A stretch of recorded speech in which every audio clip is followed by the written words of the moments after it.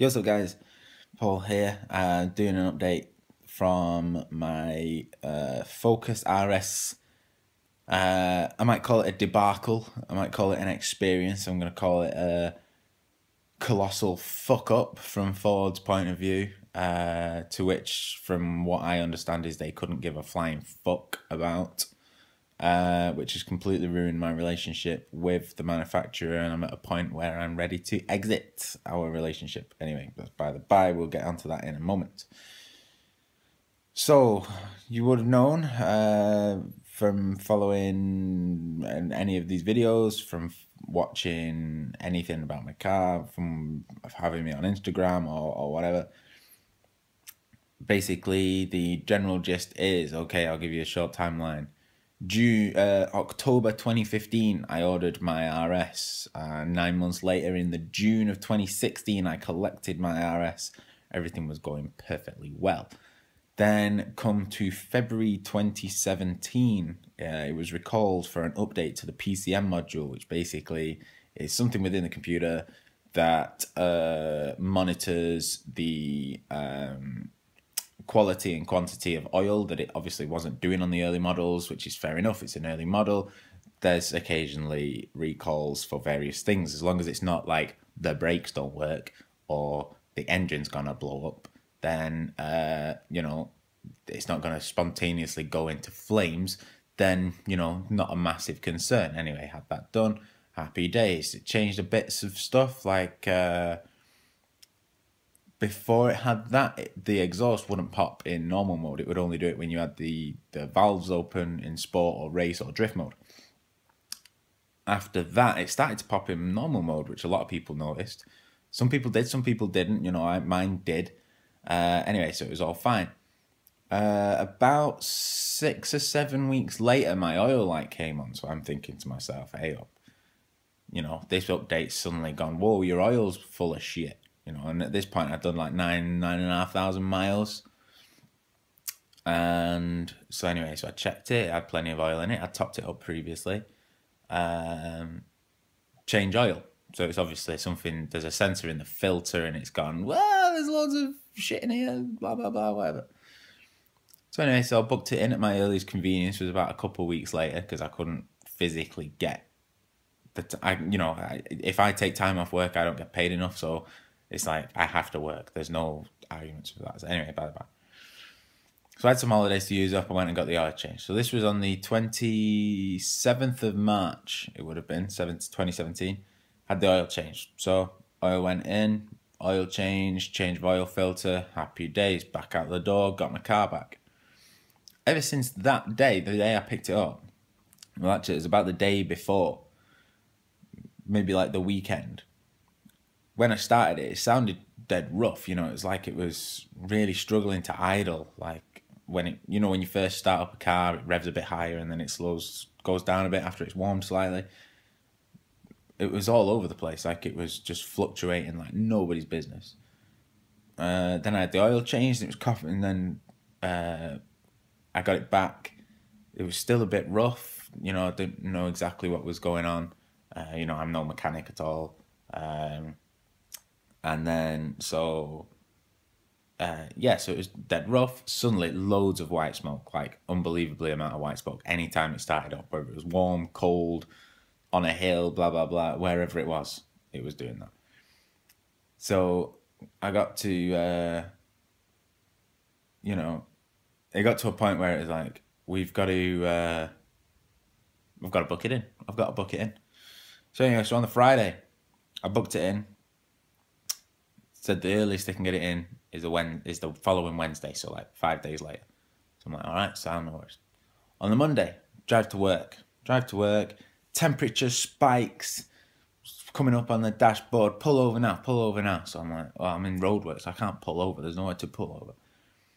Anyway, so it went back down, it cooled back down, so I was like, oh, maybe that was just a thing because it was cold that day. Maybe it was like panicked and overdone, you know, I mean, I'm no genius. So anyway, so I just carried on going to work. I got about 2 minutes away from work. He did it again. Stop immediately. And then at that point, you're like, well, I'm 2 minutes from work. I'm just going to carry on going to work. I need to get to work for a certain time, blah, blah, blah. I'm going to go to work. Get to work. park it up, and I'm thinking I've got to get someone to come in and do this. So on new Fords, you get into the AA recovery system, Anyway, so yeah, so anyway, so he came out and he said, right, your head gasket's blown, mate. Head gasket gone completely. Because basically what it was doing, it was sucking in coolant. My coolant was dead low. So it was sucking coolant into my air, ramming that. So it was coming in through the gasket, as far as this guy was explaining to me. It was coming through the gasket into the cylinders, and then it was mixing with the fuel in the air and all the other shit that goes into the cylinder and blasting it into the top of the cylinder head, which, because there's coolant in it, it damages it. You know, when it's fuel, that's what it's designed to do. But when you put other liquids in, it explodes different. And he said that's why it was like not operating properly, like why it wouldn't start properly. So yeah, so it got recovered. It got recovered to Ford with a thing of it's an engine issue. Off you go, you know. Off you get, you know. Here's a courtesy car. Blah blah blah. 8 weeks later, 8 weeks. Okay, I got my car back. 8 weeks. After about a month, after about 4 weeks, it was kind of, this is getting a bit of a joke. This, you know, you're waiting on one part that Ford won't send you. So this is my dealer saying Ford themselves won't send them a new head gasket, because every time they're about to send one, they go, oh no, we've changed it now. You have to order this. So then they order this, and by the time that the order went through to process, oh no, we've changed it again. They're like, just fucking send me one. I need one. I need the car back. You know, I had a courtesy car, yeah, you know, but you know, I can't complain. It was all getting paid for by the, you know, warranty stuff and all that kind of shit. Anyway, it got to 6 weeks. 6 weeks had passed, and I thought I'd had enough now. Like, I'd get to the point where I was at a point where I was like, do you know what? I'll give you the keys back and you can fucking keep it. You know, I really was getting really pissed off with Ford and how they were treating the whole situation, because it'd be like, promised phone calls, never got anything.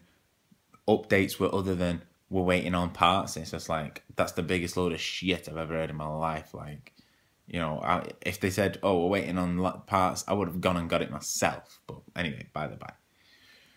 So it got to the point where I was raising complaints with high up people in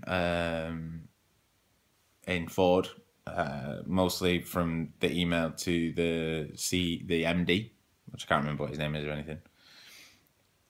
And so eventually it got to the point where my dealer just went, we're just going to order you a new engine. Just going to get you a new engine. It's going to fix the problem. Blah, blah, blah. Sorted. 2 weeks it was fixed. 2 weeks. I had my new engine, had my car back to seemingly normal. Because obviously I've not driven it for 2 months. I can't even remember how it drove, but it seems to be all right. So it shows, word to anybody who's interested, if you start complaining high up, your problem will get solved quicker, because the last thing they want to do is have you on social media saying that Ford is shit, or whatever company it is, which I did anyway, and I will continue to do so because it's been horrendously done. Like, the service has been horrific. And from that then, so I've got my car back. I've still made the decision where it needs to, you know, I think it needs to go. I've made the decision that it's gonna be getting sold. And then, yeah, so it's going to get sold at some point in the next few months, running up to August. I need to order my Audi RS6 at some point. I think I'm pretty much sold on getting an RS6. So I need to order that, sort out getting rid of my RS. So it's a nice transition, as opposed to sell one 2 months before my RS6 comes. So, so basically Ford, over the past 8 weeks, say the past 6 months, since January, when stuff started going, you know, it got recalled, not an issue. Needed an oil change, not an issue. They did overcharge me twice for it.